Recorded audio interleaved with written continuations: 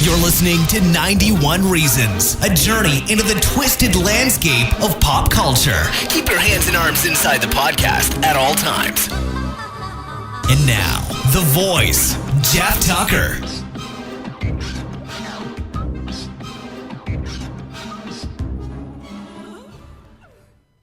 I gave a tour.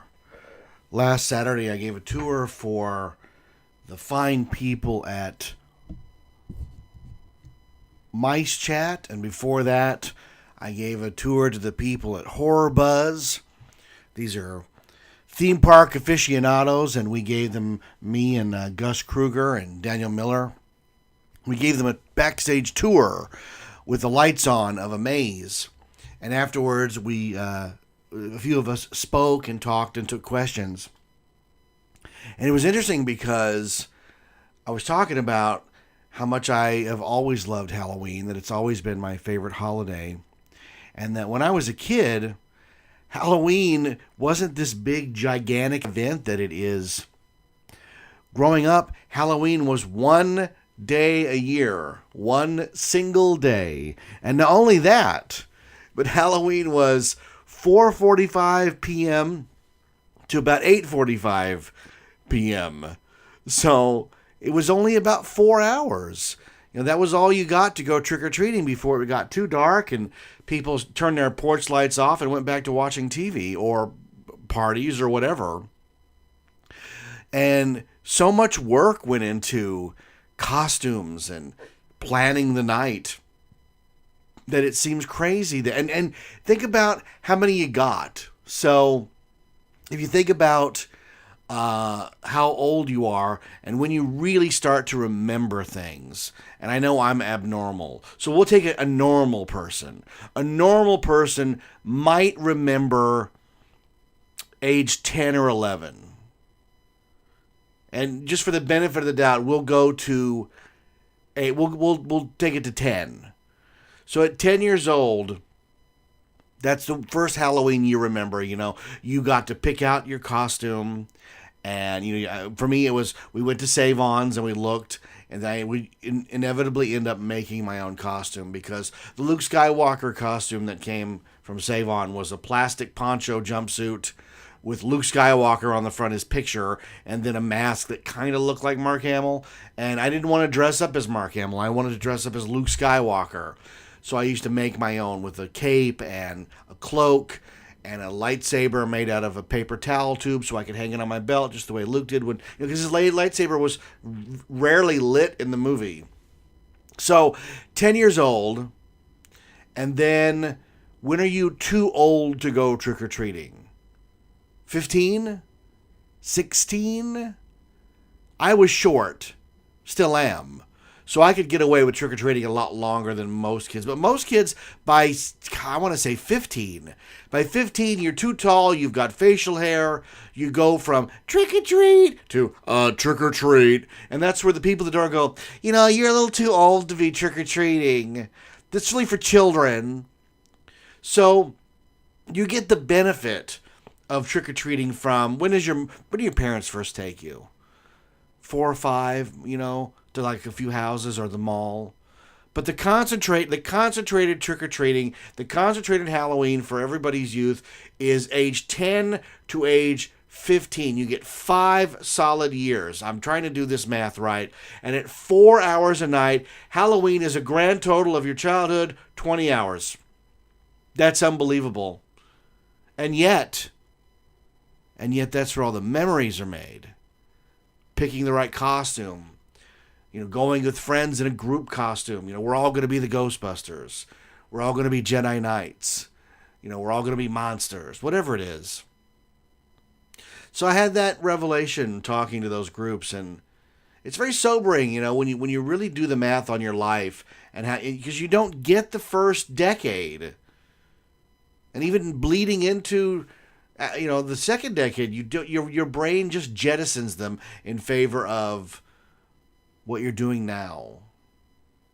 And that's such a bummer, if we could access all of our brains, and be able to recall all that. Imagine the rich memories we'd have instead of like, well, I think I remember last week, And again, I know I'm completely abnormal. I fully admit that. I'm short and abnormal. I get it. So we're going to continue what we started last week, as you can tell by the title of this episode, with the movies of Pixar. Last week we covered the first few up until the first sequel, Toy Story 2, and then Monsters, Inc., which was a whole new direction for them. But still playing in that world of these objects and creatures and animals are different from humans, but the world that they live in is the same.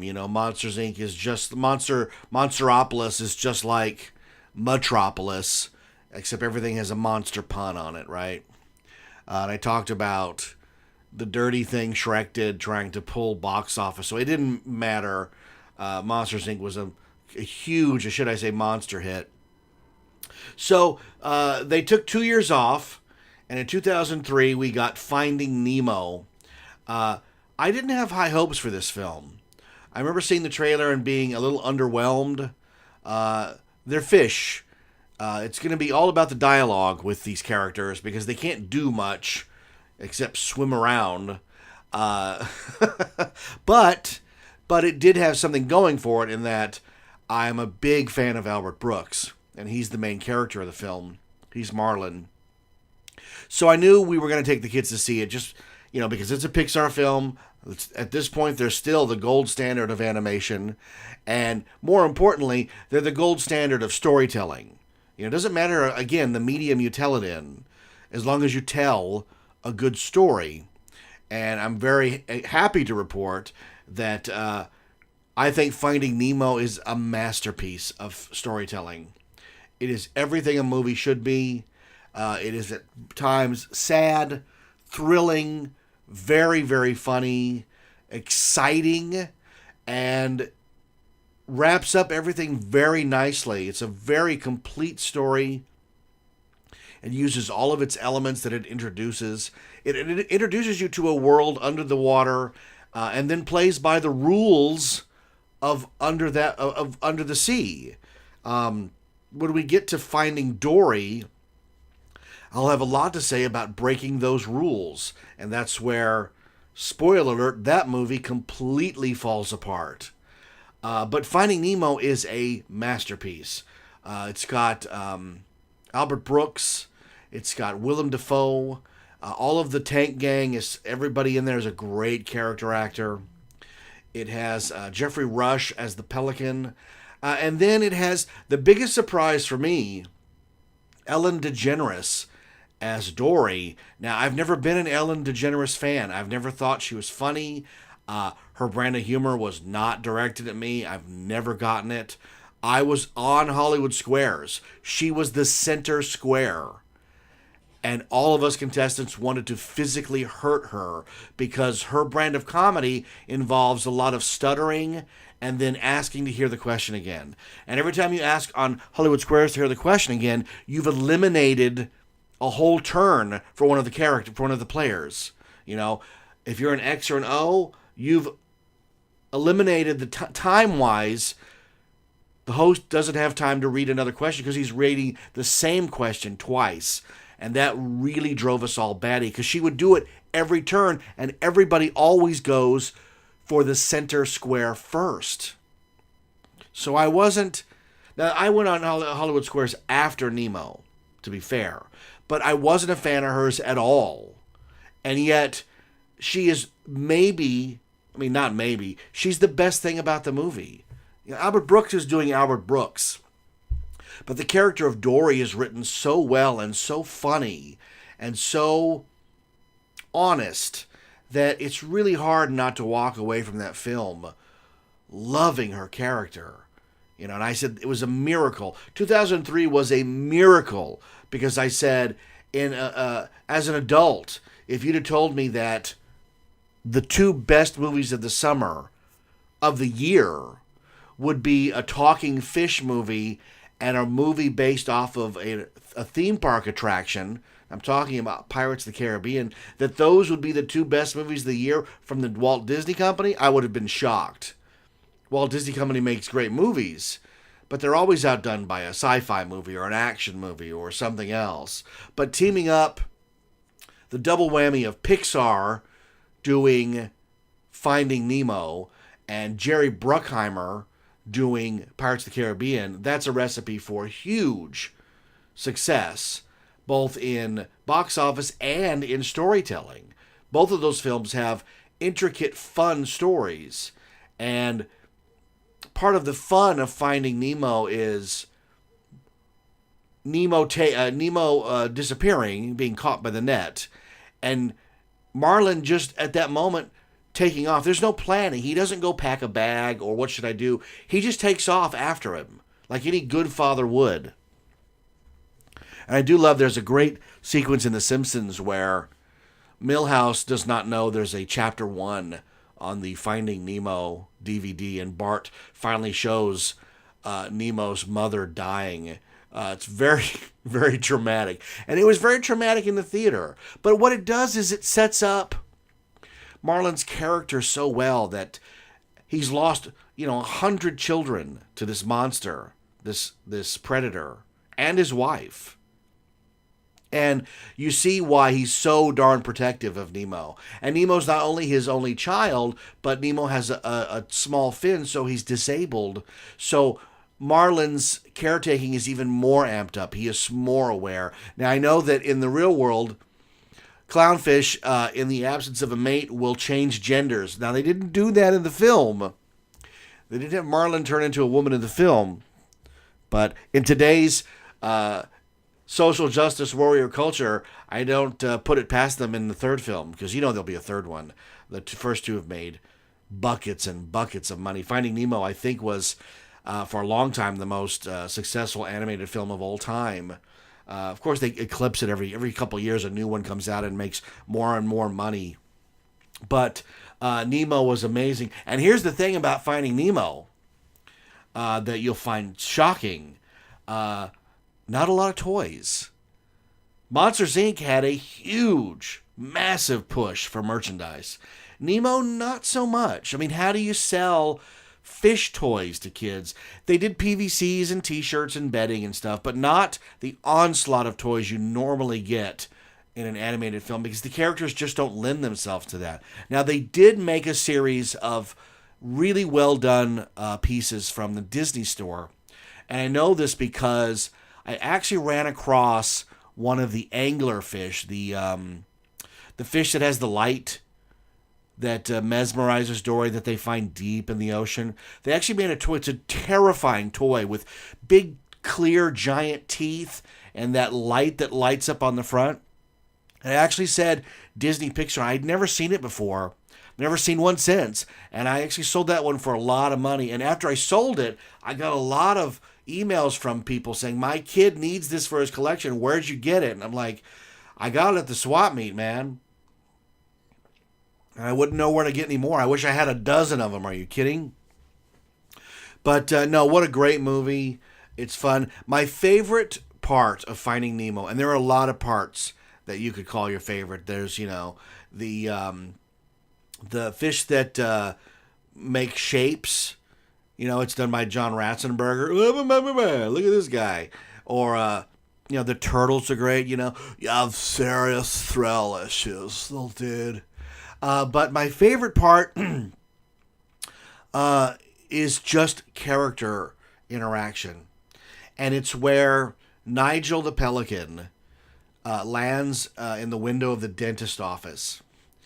And he's letting Nemo know that his dad is coming for him. And he goes through the tale of everything that Marlin has done to get to Nemo. And they just cut to Nemo's face. And he's listening to this unbelievable feat that his father has done for him. And to me, that scene just always gives me chills because it's so well written. It's a son realizing that his father is there for him. What's also great about that film is as Marlin is racing to find Nemo, Nemo is trying to get out himself. So we have the two adventures going on at the same time. It would have been very easy just to stick Nemo in a tank and have Marlin rescue him somehow at the end. But having the tank gang accept Nemo as one of their own, Mount Wanahakalugi, shark bait, rounds out the film and gives Nemo the character growth he needs, the same as Marlin, And to think the story all starts because Nemo touches a butt. It's a great film. It's a really great film. It holds up today. It's a beautiful film. Finding Nemo. Stop! I got something to tell you! Mike? Don't make any sudden moves. Hop inside my mouth if you want to live. Hey, right.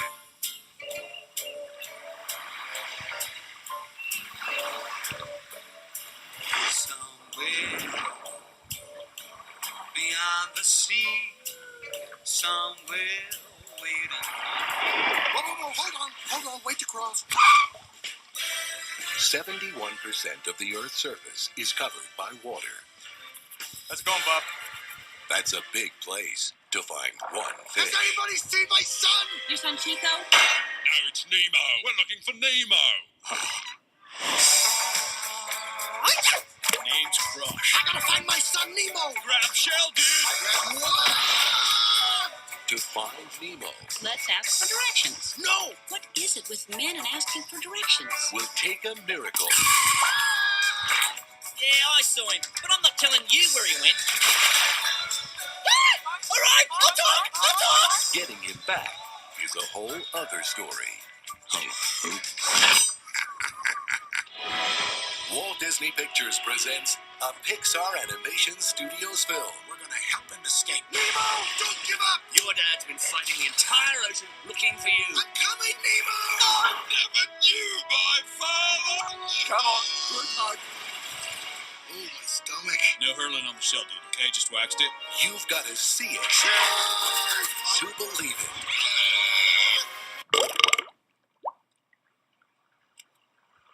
Nice. Finding Nemo. Everybody hold on! I think The Incredibles is unbelievable. It is amazingly done. This is their 2004 release. Brad Bird did everything on it. It's the first Pixar movie to star people. They're stylized, heavily stylized, but it doesn't matter. The voice work is astoundingly good. The story is good, even though it does echo the Fantastic Four meets the Watchmen. There's just something about The Incredibles that is so well done. What I used to say to anyone who asked me about it was, the thing that The Incredibles does that astounds you is after about 2 or 3 minutes in, you actually can forget that you're watching an animated movie. The characters come across so darn real that they defy their animated roots.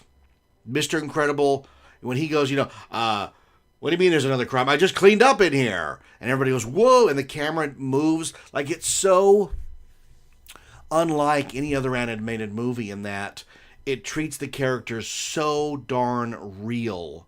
The characters argue. They're a family.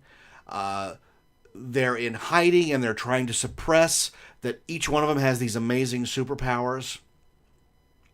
They have leftover night, and they argue about it. And Dash is a young kid who cannot wait to use his powers. Bob Parr is stuck in a job he doesn't want to do, but he does it for his family because this is how you get by in a world that has outlawed superheroes. He tries to help people. The woman who comes in, he's trying to tell her which paper to file to get the benefits that she wants. His car is too small. They set Bob up so well, and they set Mrs. Helen Parr, Elastigirl, up so well too. I've always been a big Holly Hunter fan. This is one of her greatest creations, and it's not her other than her voice, but it comes across so real. This is a movie about, on the surface, it's about superheroes. It's about hero worship, and it's about how does a world deal with people who are physically stronger than them, and how they suppress it because they're terrified of it instead of embracing it. But deeper than that, it's about a guy having a midlife crisis. Bob Parr is having a midlife crisis. It's never said in the film, but he's got to be impotent. He's completely overweight. He doesn't fit in his super suit anymore. And he spends his time looking at magazine covers of when he used to be relevant, both as a superhero, as a man, husband, and father. And when the secret organization comes a-calling to hire him to test out this island's defense mechanisms as a superhero, he finds within him that he was great all along, that he didn't need anything else to be great. And if that doesn't resonate with the men who watch this movie, then you're brain dead, because it's so stellar to watch Bob go from, he's not in a cubicle, but he's in a tiny office, to drinking a mimosa and letting his masculinity run free, which he's not allowed to. His masculinity, i.e. his superpowers, are suppressed. It's a society that's trying to push him down. And he illegally finds a way to break free. When him and Frozone go out on that middle of the night, journey, they're just getting a hit. You know what I mean? They go around and they get a little hit of how it used to be. They get a contact high doing good, because not only are they not allowed to do good as superheroes, but they're not allowed to do good as humans. Bob is told to ruin people's lives financially because of the insurance. Frozone it's implied, and you see it later in the film, Frozone is completely henpecked by his wife, who should be exalting him for the amazing superhero that he is, and instead she's jealous that he's going out and doing things. So these are two men that have been suppressed. And the same thing happens to Elastigirl. She is suppressed too by a society that doesn't want a strong female.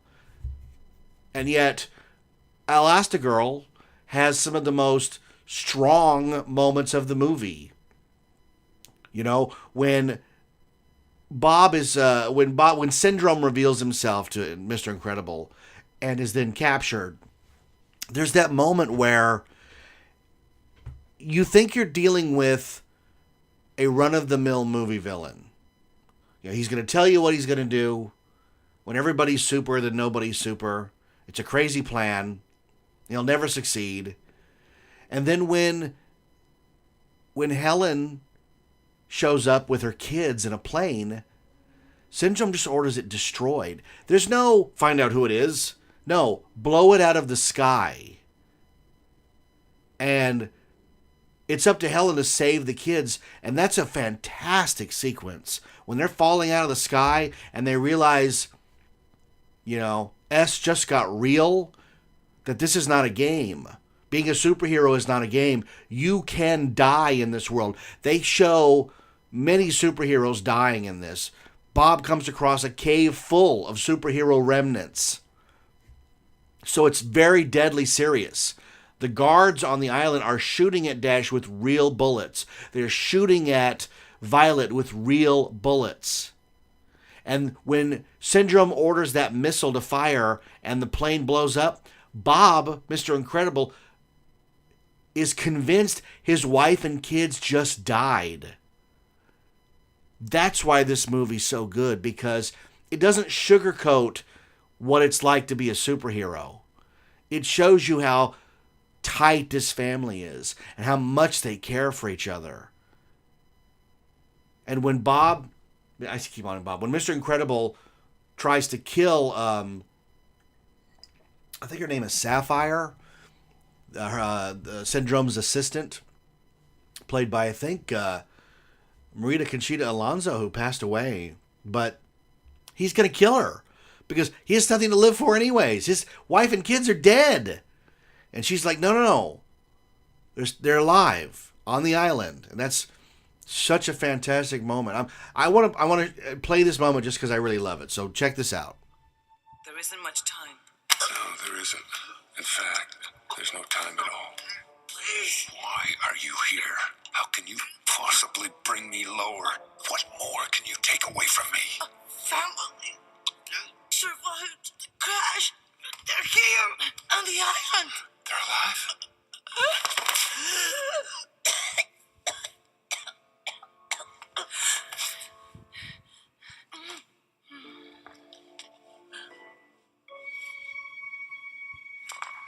Helen? Hello. You must be Mrs. She was helping me to escape. No, that's what I was doing. Let go of me. Let go, you lousy, lying, unfaithful creep. How could I betray the perfect woman? Oh, you're referring to me now? Where are the kids? They might have triggered the alert. What? Security's been sent into the jungle. You'd better get going. Now our kids are in danger? If you suspected danger, why'd you bring I them? didn't bring them. They stowed away, and I don't think you're striking the... That's my favorite moment of the film.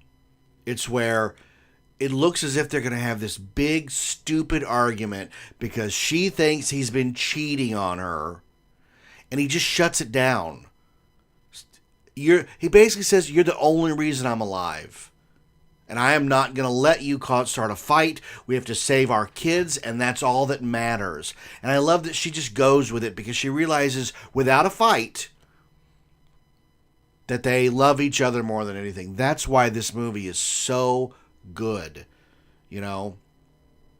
Would you love to see that scene between Reed Richards and Sue Richards? Like, if you could gloss over it in your mind and paint different superheroes, you don't get those scenes in those movies. They're too busy knocking buildings down to care about the emotions between the characters. You know, they're too busy figuring out what looks best in 3D. And instead, what they should be doing is writing scenes like that. You know, or the scene where Elastigirl is caught in the train cars.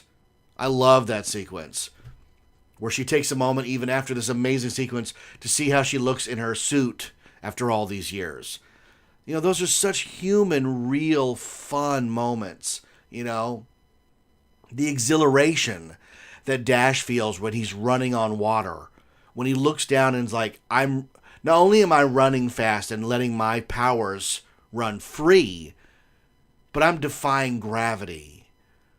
And who doesn't run with Dash as he's doing that and dream of doing that?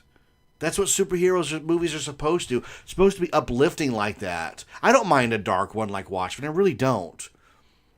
But this is supposed to be quote-unquote a kid's movie, but it's more of a family movie. This is a movie you watch with your family and realize how important these people are that you're with. Man, it's such a good movie.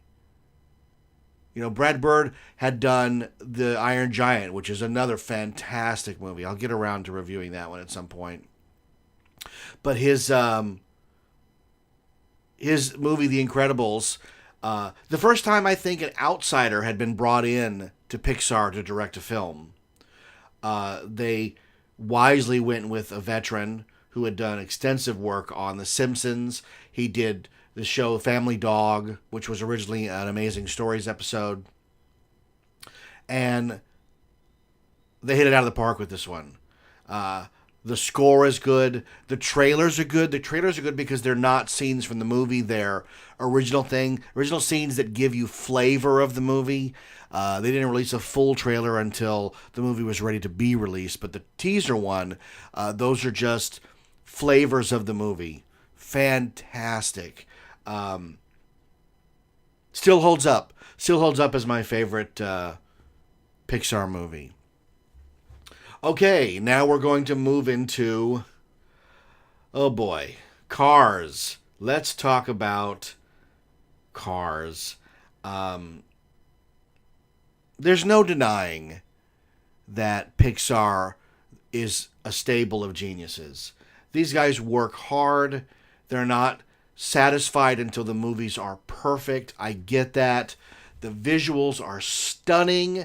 They consistently are able to show you, the audience, we the audience, something we have never seen before. And that's a darn rare thing in the movies. And to do it again and again and again is astounding.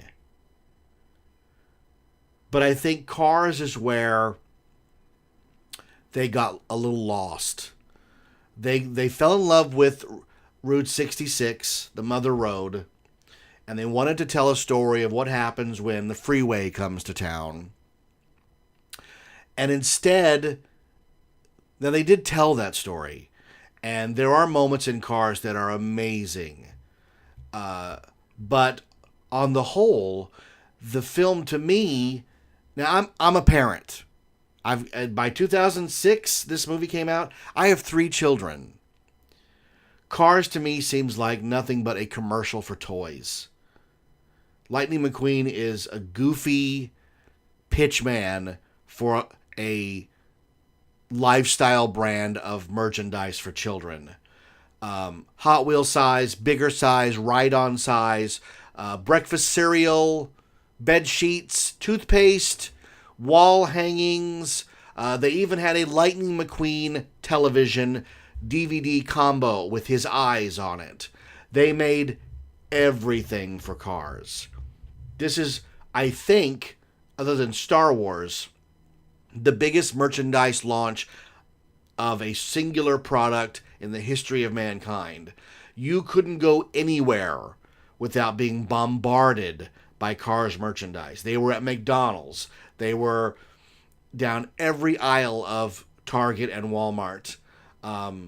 They even bizarrely tried to sell Halloween costumes that year of, like, you were Lightning McQueen's repairman. Now, they did sell these stupid things you could put over your kid, like, you know, like those horse things that have suspenders where it looks like you're riding a horse. It looked like you were being devoured by a car.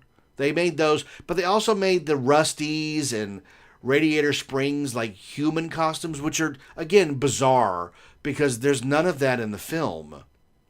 But I guess, you got to have Halloween costumes, and how do you turn a kid into a car? I don't know, unless you're watching Turbo Teen. But the problem I have with Cars, it looks amazing. Those shots of Radiator Springs, especially with the neon, when they turn the neon back on and have that night in town, it's, oh my God, it's gorgeous. Wow. The James Taylor music moment is that little town, amazing. And I'm saying that amazing stuff up front because when I start trashing it, it's to take the sting out of it. If you like this movie, God bless you. Having lived through a child who wanted every single piece of merchandise, I've had enough of Lightning McQueen, ka-chow, to last me a lifetime. The only thing I liked about Cars was Michael Keaton as Chick Hicks, right? But the main problem with Cars is they ripped off the story. And they didn't just rip it off like it's kind of similar. It's exactly beat for beat Doc Hollywood. If you've ever seen... Now, I've seen Doc Hollywood. It stars Michael J. Fox, so of course I've seen it. Doc Hollywood's the movie that he found out he had Parkinson's on. Doc Hollywood is about a hotshot doctor who's going to become a professional by going to Los Angeles and becoming a plastic surgeon. But before he gets there, he drives his sports car down Route 66. He takes a detour to a small town where he inadvertently destroys part of a fence in the town. And so the local judge sentences him to community service to pay for it. And there's even a love interest, and I swear even a country bumpkin who wants to be his best friend, played by Woody Harrelson. So every single beat of this movie is there. Instead of A Night in the Town, they have the Squash Festival. Instead of Mater, it's Woody Harrelson. He even leaves the small town, goes to the big town to become a plastic surgeon, and realizes it's not for him, and comes back. I mean, it is beat for beat the same exact movie.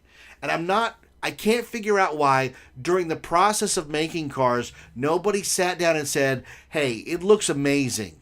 We've got all these great vocal actors. Paul Newman, right? Amazing.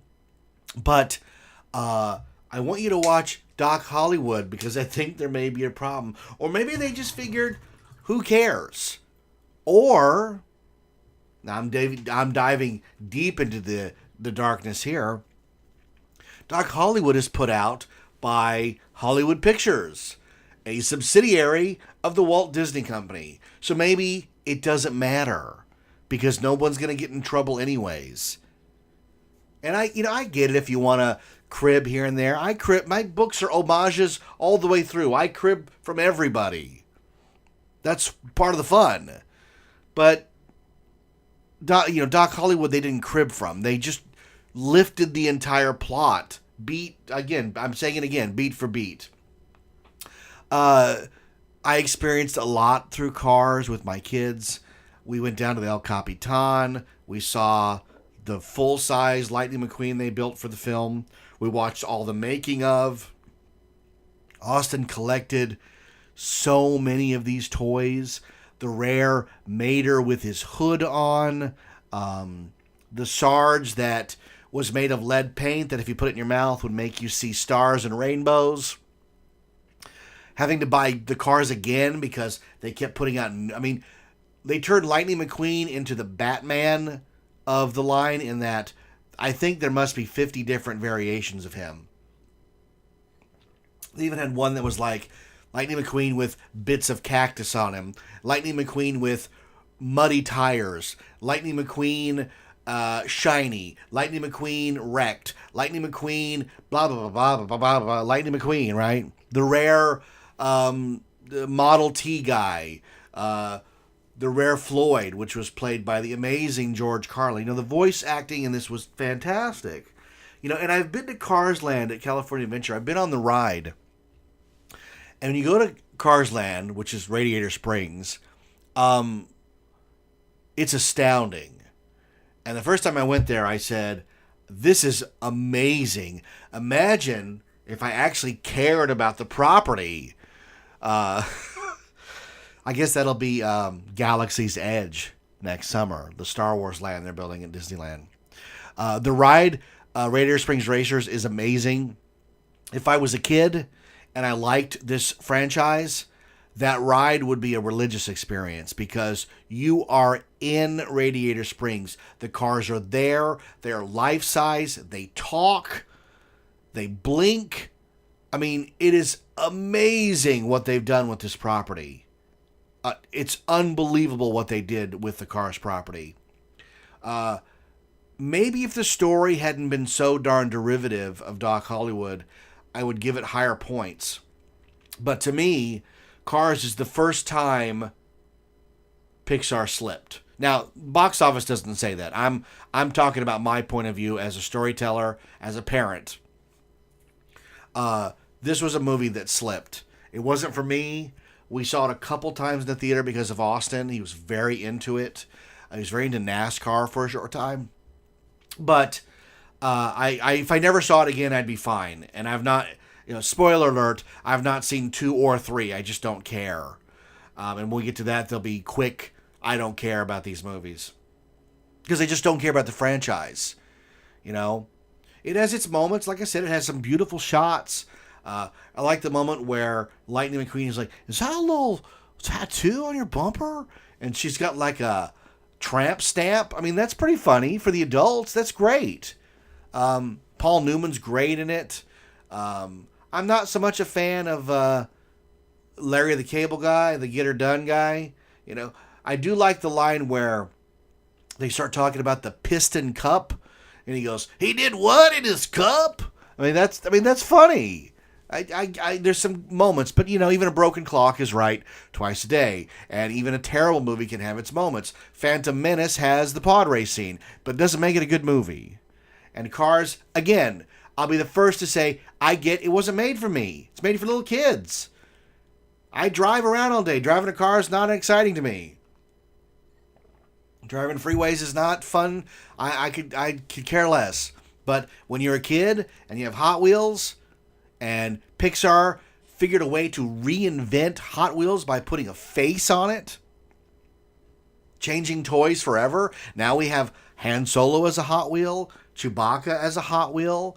They even made Buzz and Woody as cars in the Cars universe. I mean, talk about craziness. Cars, man. Okay, we're going to finish up with this episode. This is a movie I thought, the next one in their release schedule, Ratatouille. And I remember seeing the trailer and thinking, this is going to be Pixar's first bomb. They've made a movie about rats that want to be French chefs. And it looks like a horrible, horrible mistake. They fired the original director. They brought Brad Bird in to fix it any way he could. And I took my kids to see Ratatouille at the AMC Fullerton on the classic side. And when we got there, there was no air conditioning. It was about 85 degrees in the theater. And we sat there for a while. And when the movie started, I said, if you guys want to go, you let me know, because it's too hot in here. And I tell you what, Ratatouille was so good that we endured an 85-degree movie theater to watch it. They gave us tickets to come back, so we did see it again in an air-conditioned theater. But Ratatouille is so good that it defied heat. I mean, that's amazing, right? I don't know what it looked like originally, but what Brad Bird was able to do with the pieces that he had, I wouldn't say Ratatouille is a masterpiece. It does have its weirdness. You have to buy the rat pulling the guy's hair, Remy pulling his hair to make his arms move, which makes no sense. But if you can buy off on that, then you can buy off on the rest of the story, that a rat wants to be a cook. A dirty, filthy, disease-laden rat. My wife loves rats, but what are you going to do? These are different. These are street rats. Not Aladdin, but street rats. And if you can get past the hair-pulling thing, you can buy into the movie. That anyone can cook. And it is one of the best examples of somebody dreaming above their pay rate. You know, a rat's never going to be a cook, ever, according to society. And yet, Remy's going to defy that. He's going to find a way. And the most amazing thing that Ratatouille does, it has two things that I think are masterpiece, and it's got to be Brad Bird. The first is the movie does a visual representation of what flavor is. When Remy is describing to his brother, don't just hork it down, savor it. And you see the fireworks of this flavor combined with this flavor makes a different kind of firework. It's an amazing way, visually, to describe to the audience that Remy has taste buds. It's phenomenal. And it's done so effortlessly that most people don't even notice it. Well, yeah, that's cool. No. Describe what chocolate tastes like to somebody. Right? It's hard to do. And yet in Ratatouille, it's done effortlessly. It's really amazing. The other thing that it does is it tells you why characters are the way they are and why they make the choices that they do. The food critic, played by Peter O'Toole, the great Peter O'Toole, who's in the film, his office is a coffin, his typewriter is a skull. Gustav Graves? No, that's somebody else. Is that his name? I don't remember. But when they finally are going to serve the food critic his food, Remy decides to make the title dish, ratatouille, because it contains the word rat. I get it. But how are we going to let the audience know that the food critic approves of this dish? He can't just go, oh, it's delicious. Good job. That's anticlimactic. And instead, we go into his brain. We see him as a beat-down child, bullied, menaced by people. And the only thing that brought him comfort was coming home and his mother making him ratatouille. I mean, that is brilliant. And then when he's suddenly full of life and color because somebody has finally broken through his shell of what's made him such a horrible person, and the love that we have for our mother and the comfort that we have of, her embrace and doing it through food, because the movie's theme is food. That's masterful storytelling. That's what every writer, if you get moments like that in your script, you've done it. You only need one or two. And they go by so quick that the audience goes, oh, he likes it because his mom made it. He likes it because it's the only thing that's ever brought him joy. It's more than just he likes it. Anybody likes it. It's what it means symbolically. And that's so good. That's storytelling. I know that in Disneyland Paris, they had a restaurant where you could meet Remy. They would bring him around on a rolling cart. He couldn't speak because rats don't speak, but he could squeak at you. And you can see videos of it on YouTube. It's pretty amazing. And they also had a ride, which was in Disneyland Paris, which is a combination of physical sets and 3D screens. And that's amazing. Check that out on YouTube. I love Ratatouille. I've not seen it in a long time. It still holds up. It's another movie where they're pushing what human characters look like in a Pixar movie. You totally buy these characters. They are secondary to the rat characters, right? But that's okay, because the movie's about the rats. But the humans are there too. Hey there, little guy, little chef. It's a great film. I love the danger of it. I love the chutzpah of rats dreaming to be cooks and actually succeeding, and the movie not being silly. It never comes across as silly. It comes across as dream bigger. Dream bigger than who you are. And what better message could we have for a movie than that? All right, we're going to end it there. My voice is fading, as you can tell. Halloween Haunt, Not Scary Farm continues to kick my butt. I had really long days over the weekend. Great time working it. Not complaining at all. Love what I do. It's fantastic. Come see us. Come out to Not Scary Farm and see us. So thanks for tuning in. There's a lot coming up on the show. We did do a show with Rachel and Austin that got lost because of a technical issue, which really sucks. Rachel's first taste of that, and that was a real bummer. So we're getting better at audio, though.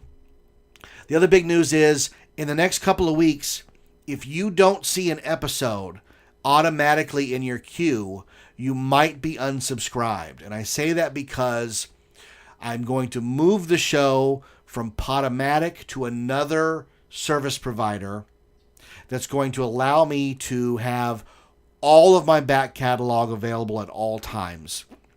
My amazing friend and audio genius, Zach, is going to help me do that. So in the next couple weeks, if you don't see that in your feed, a new episode, it's not because I'm not doing it. It could be because you got unsubscribed. So you may have to subscribe again. And I thank you for doing that. Thanks to all my amazing Patreon pledgers. You guys are fantastic. I couldn't do the show without you. You saved my life every month. You have no idea. Thank you. Thank you. Thank you. Every dollar counts. It goes right to the show. It's not a lot of money, but that's okay because it's enough that I can push through and buy equipment if I need to, or like we're doing this, help to move it over to the new server so that we can have all the episodes available. We'll be back with a part 3 of Pixar movies, starting with Wall-E. And what could I possibly say about Wall-E? I don't know, but it was another one of Austin's manias. So I'll see you on the next episode of 91 Reasons. Thanks for listening to 91 Reasons. Please subscribe and leave a review on iTunes. Find us on Facebook. Is anyone even still listening?